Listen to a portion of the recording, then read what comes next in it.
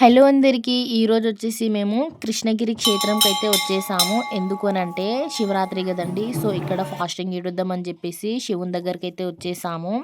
ఇది వచ్చేసి కృష్ణగిరి క్షేత్రం అనేది బసిరెడ్డిపల్లి విలేజు పరిగికి దగ్గరలో ఉంటుంది. వికారాబాద్ డిస్టిక్ అన్నమాట.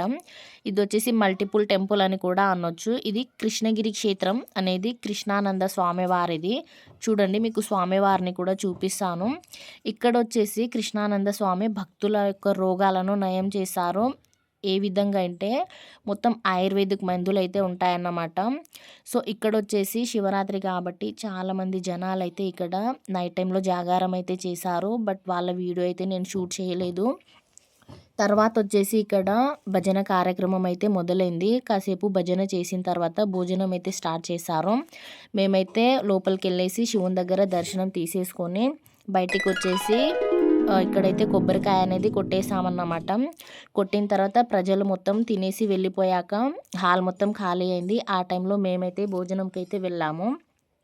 ఈ భోజనశాల వచ్చేసి ఓన్లీ ప్రజలకు మాత్రమే నిర్మించారు. ఎందుకంటే ప్రతిరోజు అన్నదానం అయితే నడుస్తుంది ఇక్కడ.